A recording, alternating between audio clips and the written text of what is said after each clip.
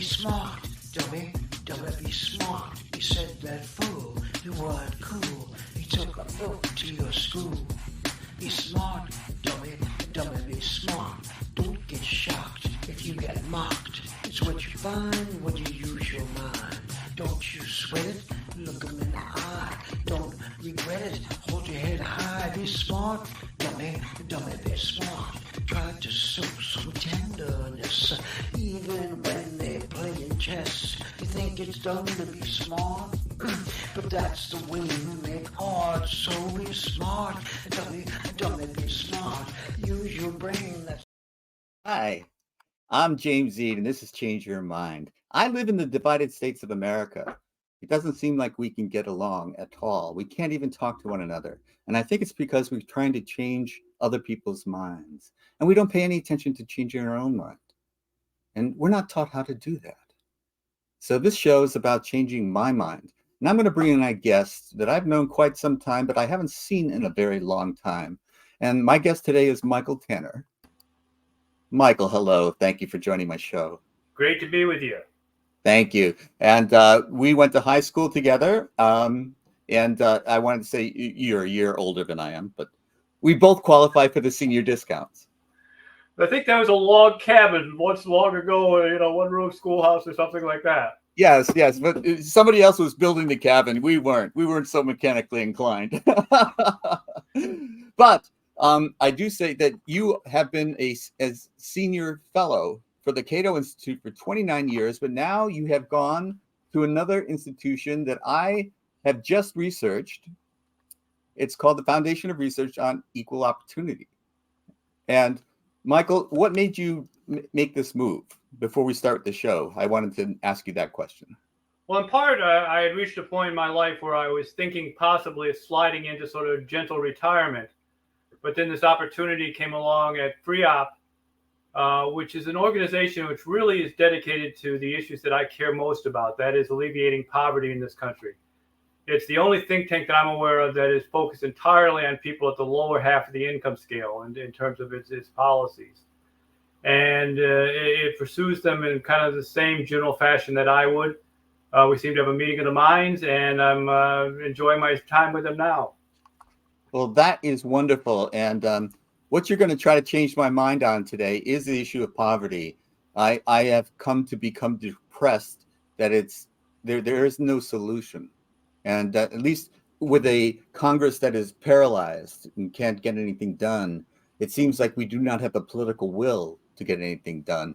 And so I'm going to ask you to change my mind, but I wanted to bring this out and show this. I've just downloaded this to Audible. I have not read it yet, Michael. But this is your latest book, one of many. You're quite a prolific writer. And this is the topic of your book that I wanted to bring people's attention to, that's going to outline what you think is a potential solution to poverty, or how best to address poverty. How would you put it? Well, I think it's a way of looking at poverty and solutions to poverty in a different manner. I think that traditionally we sort of look at poverty as strictly being an income-related thing. And if we can simply provide people with enough money for food, clothing, shelter, whatever, then we've done our job, and then that's sufficient. And we actually do a reasonably good job of that in this country. I mean, we can argue about whether we do enough or we do too much. But basically, real poverty is minimal in this country. There's problems, but we're not the South Sudan. There's not mass starvation, things like that going on. So we do a pretty good job of dealing with material poverty. But that does not really, I think, do enough. It might be sufficient, but it's not enough. People need to be able to become masters of their own destiny, controllers of their own fate, self-sufficient, able to rise as far as their individual talents will take them. And that's more than just a question of, do they have enough to eat? I agree. That's all right. So right away, I think you changed my mind a little bit about the question of poverty. Just reframing it helps. Yeah, I mean, I think that we get into these arguments about these programs. Should we spend $1 more? Should we spend $1 less? Should we add this work requirement on? Should we make it a little bit harder to get in here? Those things are just fiddling around the edges. I think we need a radically different approach to poverty, one that stresses opportunity, not just worries about the financial aspects of it. The goal shouldn't be to make poverty less miserable. The goal should be to eliminate poverty. Wow, that's a quote. I'm gonna steal from you without accreditation. I'm an open source, so you can use it. Okay, good. Not that that would matter to my conscience, but I think that this is wonderful. And now you're a senior fellow at this institution, and by a senior fellow, I want to understand that is that mean? Do you have a publish or perish kind of job, or do you? What is your job right now? It's to write on pretty much on topics that and speak, of course, and do media on topics that I feel are important. Okay.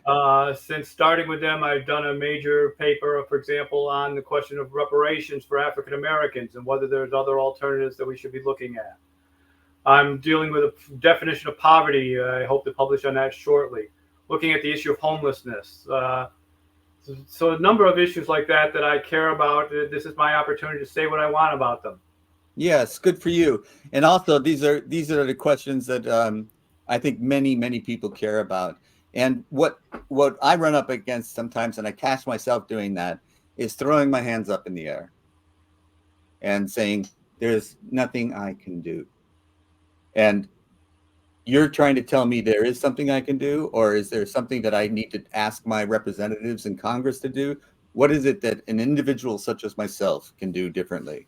Well, I think they're two separate things. One is, as individuals, I think we all have an obligation to help our fellow man where we can. And that means providing for charity. It means giving out our heart. You're not really generous with someone else's money. You're generous with your own money or time or whatever. And we are a very generous nation. We contribute an enormous amount of private charitable giving, plus the time we donate to things. People do that, and we should celebrate that and do it ourselves. In terms of what your representative can do, I think there's a number of smaller things. I think sometimes the idea of ending poverty is so overwhelming that it can lead to this throwing up your hands and say nothing we do is going to fix it. And certainly not tomorrow we're not going to fix it, but we can make incremental changes along the way that will have an impact. And certainly in the book I talk about them, and in my other work I try to deal with a lot of these things that I think will make a difference along the way, many of which are not obvious. I think, again, some of the things are sort of something to say, oh, is that really a poverty issue? But it often has a big impact on whether or not people can take care of themselves.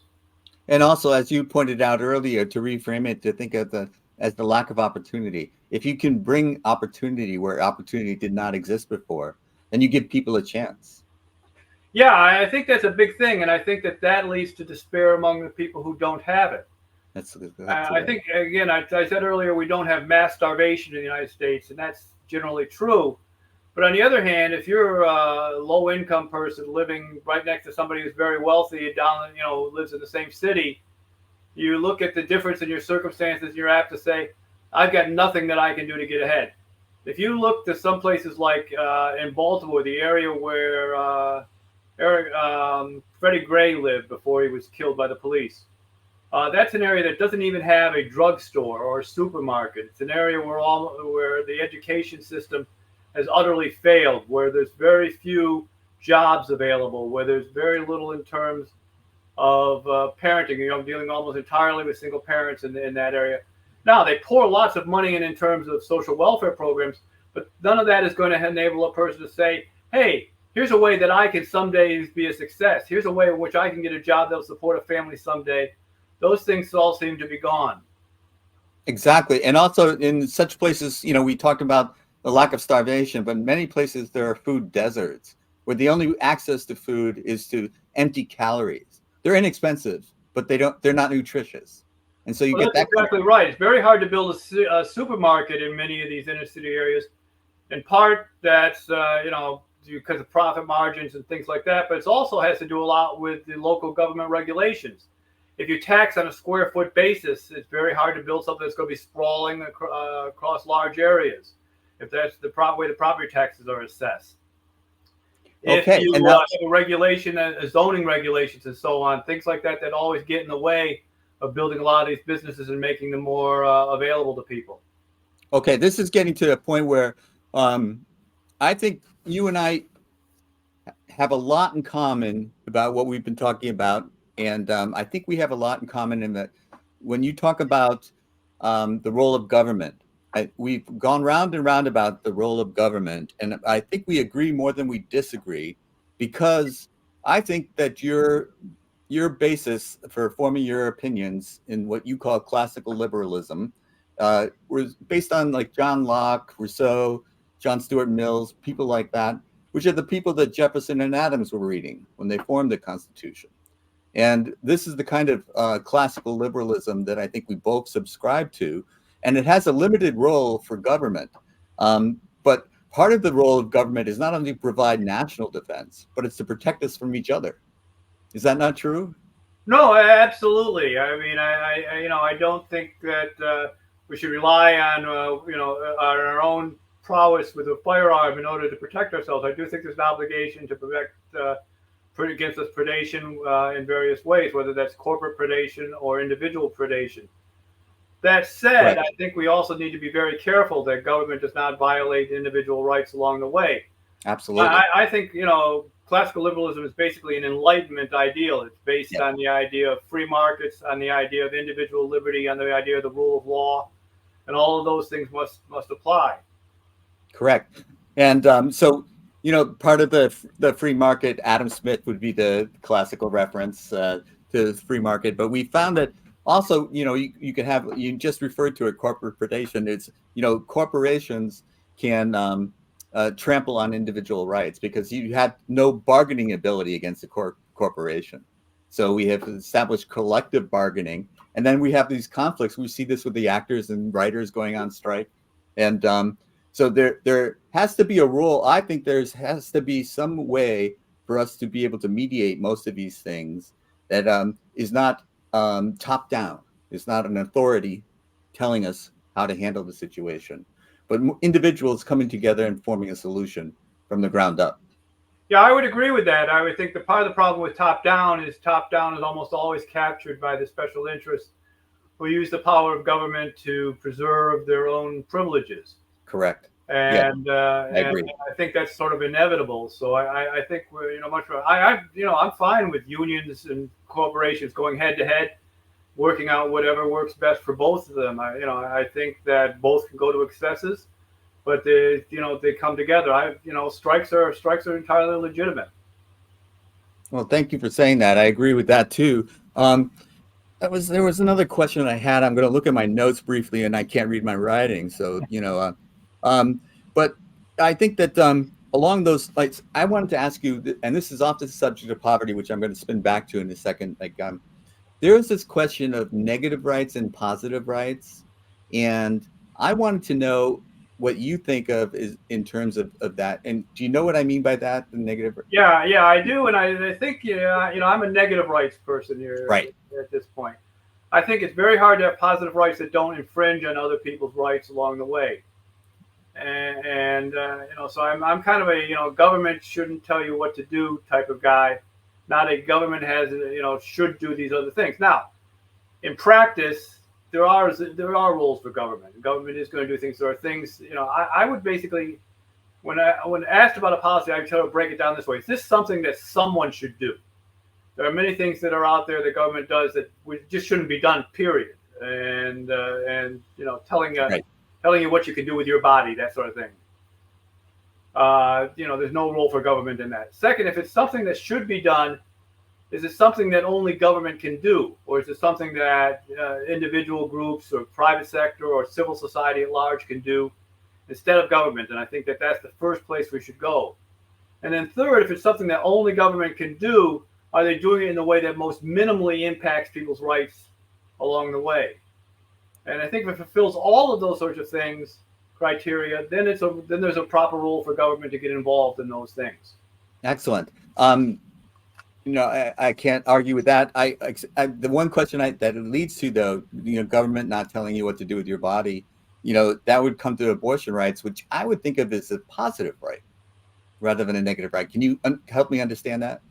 Yeah, I mean, I think in terms of a positive right would be whether or not the government should pay for the abortion. A negative right is the government has no right to tell you can't have one.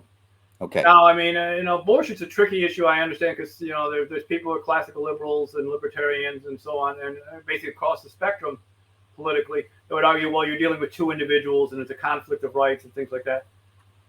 That's not where I come down on this. I think that the benefit of the doubt in most cases has to go to the woman and her doctor making the decisions. But that's that's a personal opinion, not necessarily a party line type of thing. I understand. Yeah. All right. So getting back to the question of poverty, is there some kind of program that you would say is not being done that needs to be done, or just is it a general change of your perspective, your focus? Is there something concrete that you can tell me, something that I can get behind and advocate for going forward? Well, I think in terms of the program, from a programmatic standpoint, from what government can do, we should look at what government's doing now. We have about 130 some odd anti-poverty programs in this country. About 72 provide benefits to individuals. The remainder sort of provide benefits to categorical groups or to poor communities, things like the Community Development Block Grant, things of that nature. But it's over 130 of these. We could spend about 1.1 trillion on these programs every year at the federal level, about 700 or 800 billion at the state level on these programs. So we're spending close to $2 trillion a year. Now, certainly, as I say, we've reduced the misery quotient of poverty by doing some of these things. But do we really need 20 different food programs or 30 different housing programs or things like that? The idea of consolidating them would certainly make more sense. The second part of that is that we don't generally pay people money who are poor. And people are poor because they lack funds, but we don't generally give them any money. What we do is we pay people to take care of them. So we pay landlords, we pay doctors, we pay food stores, and things like that. Very few of these welfare programs actually provide income to individuals. So I think the idea of consolidating these programs and moving to a more cash payment system makes sense simply in terms of the practicalities of the programmatic structure we have now. What do you think about programs that would, for example, take people and give them instruction in a skill? It could be a trade skill. It could be something else that is something that would make them more employable. Well, I think that generally the private sector does a better job of that because they tend to know what the jobs that are necessary tend to be. Government job training programs tend to be sort of from neutral to negative in terms of actual employment. If you remember, several years ago, there was a big thing with the Job Training Partnership Act, and they actually did a study of that and found that people were less employable after they went through it than when they began, because they were out of the labor force for 18 months while they took the program, and they learned no new skills. Right. So they had a gap on their resume. Yeah, so that didn't seem to work. There's certainly government programs that teach people skills that no longer exist. We train more cosmetologists through government training programs than we'll ever employ in the United States. So a lot of these programs exist to sort of to serve the providers than to actually do any good. Now, on the other hand, Boeing understands, what they need in terms of future engineers or whatever, and they're more apt to provide the training for that sort of thing than the government is. But wouldn't you have to have money to get that training? Well, they need people now. They work out things. Part of the problem is we don't do apprenticeships well in this country like they do in Europe and other places like that. Right. There's something of a problem to solve there with the runaway apprentice, which they have kind of outlawed in Europe. Where Boeing trains you to be an engineer and then you go to work for Lockheed. Boeing's out of luck. So how do you tie people in? But there are ways we can work on that and solve those problems. We just don't try in many cases. We also don't allow you to become, an apprentice until after you've completed high school, and that's silly. A lot of people at 16 know they're going to be going into a trade. They're not going on to Harvard or whatever. Absolutely, and we should let them. And why would they have to read Jane Eyre, or other what we would think of as classical literature when they're going to become a mechanic? Yeah, shop has disappeared from a lot of schools. Exactly. That should be back. People should have that. And they'd get a break from sitting behind the desk. if nothing else. Hey, I could have used it myself. I'd be a lot better able to take care of the house these days. No kidding. Yes, I don't. I don't know what the opposite of handy is, but that's me. There's nothing I can't make worse around the house. But I think we're touched about this thing, but it still bugs me about the businesses providing training, but then you have to have money to get the training, and so the person who doesn't have money, who's impoverished, where can they go to get the skill set to become employable? How do we solve that problem? That goes back to my giving people cash example. Rather than the government providing training, which it doesn't do very well, it can subsidize individuals to get the training. The one thing government seems to have found out how to do is mail people checks. And so I'd much rather have them do what their expertise enables them to do. And we can argue about which programs they should go to and whether this is worthwhile, things of that nature. And there is a problem with, of course, once the government gets to subsidize something, it inflates the price. We know that that's true with healthcare. We know that that's true with housing and so on. Once the government starts providing the subsidy, the provider simply raises the price to absorb the subsidy. And we've got to be very careful of things like that. But I think that's trivial rather than the larger argument of should we pay the individual or should we pay the provider? And so we have this idea of a business that has a business opportunity to train people. It sets it up. Like I started working for AT&T, and AT&T was really good about training their employees. I got sent to classes to learn the skills that I needed. And, it built in for me, you talked about going to Lockheed or something, like built in a loyalty to me. I wanted to kind of stay with the company that was training me to do this job. But at some point, my opportunity to advance shriveled. And at that point, I decided, well, I've got to go to another company, if I'm going to advance. So, but this is this is a first world kind of problem. But the original idea of training people, I think was, that was my idea of what a company should do. But most companies are looking for people that are already trained. And so we have this problem that keeps people that are down still down. Well, we certainly, most companies want to minimize their costs, and there's a cost of training, what have you, which is why it may be necessary to provide some sort of subsidy for training if we're careful about how we do it. That said, we're also in a labor shortage these days, and companies badly want you. And it also depends on where you are in the country and what the job level is. Unions have a role as well to provide apprenticeship training and things of that nature. I agree with that. Yes, that's an opportunity. I don't hear people talking about that. But yeah, that's and it's people are afraid that someone will come and take their job. It's not forward thinking. I think the best thing it's help people. The more people that get employed, the better for the country. And how do we maximize that? Yeah, prosperity is not zero sum, and I think it's not. Exactly. People always assume that for someone else to gain, I'm going to lose, and it doesn't have to be that way. One thing that I wanted to ask you about, it's in my notes, and I just remembered it. Thank goodness. What about this income inequality that's happening, and what people are talking about, the disappearing of the middle class? Because one of the things that was so powerfully motivating when I started to enter the labor force was that there was social mobility. That was a possibility. I could advance, and I did. And I think you did as well. You by exercising your individual talents, and you exploited the opportunities that were there. Some people couldn't, some people didn't, some people did. And but nowadays, is that still true? I don't know. In the Bay Area, San Francisco Bay Area, where I live, I don't know how people get started here. Everything's so expensive. I couldn't agree with you more on that. On inequality, I'm not against inequality per se. I mean, you can have equality where everybody's poor and inequality where everybody's doing pretty well. I mean, right, sure. Let's take, you have two villages. In one, everybody's desperately poor, but everybody's poor. The village headman and every laborer, and it's all starving equally. In another village, they've hit oil, and some people are rich, and everyone else is sort of middle class. There's a lot of inequality there. I'd rather be in village number 2 than village number 1, despite the inequality. So I think it's not inequality that bothers me as much as poverty.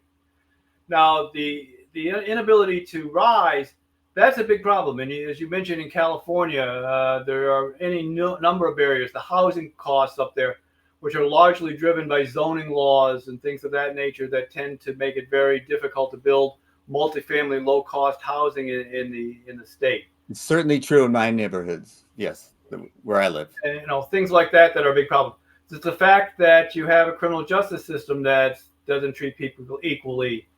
In California, about 1 out of every 5 people has a criminal record that can prevent them from getting a job or housing or education and things of that nature that needs to be dealt with.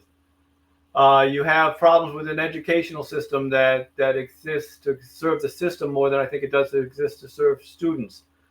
You have licensing laws that protect incumbents in various businesses that prevent people from starting their own small business. You're not just talking about California now. You're talking about the nation, right? Well, California is probably the textbook example of most of these bad policies. But yeah, it's nationwide as well. I'm so tired of defending California. People come out here to make their fortunes, Michael. They do. California is changing. I mean, I will say you've recently made some big advances on housing, which is some good things there. I mean, I do think you're making some progress in California, but yeah, it's pretty much a textbook big point to bad public policy in California were synonymous. Yeah, but one of the things that happened, and this we might end up in disagreeing again, but there is a Democratic supermajority in the state legislature, and we started to get things done because we were paralyzed for many, many years. And that's what I'm seeing in Congress now, just the paralysis. And this is the National Congress I'm talking about now. Where I think we should take a vote for, take a move from Ted Lasso and relegate the House of Representatives down to becoming a state legislature somewhere. Yeah. But beyond that, yeah, they are as about dysfunctional as possible to get at all the levels. Now, that does not mean I think that we should therefore allocate all of, sort of abdicate their responsibility and turn all the power over to the executive branch, whatever it is, to say, they can sort of rule by decree. I think a lot of the, there's a tendency to say, well, just do it. You're the president. And I think the reality is that's a recipe for very bad public policy. Right. There's a system of checks and balances for a reason. And right now, the legislative branch is not doing its job. But that doesn't mean that we have to give the executive branch or right now, I'm not happy with the Supreme Court, but that's a different topic. And that's a different show, Michael. And I'd love to have you back and talk about the government in general. But right now, I would say the idea of refocusing on poverty is something that I am willing to change my mind about, in that we don't do it by providing medicine and healthcare as much as we do cash to people to choose what's best for them. Am I saying what you're saying correctly, or you want? Yeah, exactly. I mean, I know, people say, well, you give for the poor money and they'll misuse it. There's no evidence to that. There's numerous studies have shown that the poor buy vice, you make vice purchases at no greater level than do the middle class or the wealthy. They don't spend it all on drugs and booze and all the things that we think are wrong. They use it just like everyone else. They take care of their kids. They start a small business. They do things like that to get money. And also their choices matter. Maybe they, have a big family and they need a bigger house and still willing to spend a little bit less on something else. Who are we to say, no, you can only have a house with 1 bedroom, but you have to spend so much on food. You have to spend so much on job training and so on. We shouldn't be making those decisions. We don't know we can't make those decisions for people. I agree. They're not children. And we should treat them like adults, let them budget like everyone else, and let them make decisions in their life like everyone else. And that goes a long way towards enabling them to have the agency that they deserve. Thank you, Michael. Well said. You've been a great guest. Thank you for joining me today to talk about poverty and about changing people's minds. It was a pleasure to see you again and to talk about this. Okay, Michael. I'm going to take you backstage. You can hang out. We could talk afterwards, but I'm just going to take a minute to say goodbye to the viewers. Hi, Mom. Okay. That was Michael Tanner, and Michael Tanner's view on poverty, and that it's not hopeless like I thought. He was able to change my mind. And remember, we all have the ability to change our minds. You know, there's no change without change within. And it's inside ourselves where it begins. It's not our brains, it's not our hearts. It's deep inside where it starts. Thank you for joining me today on Change Your Mind.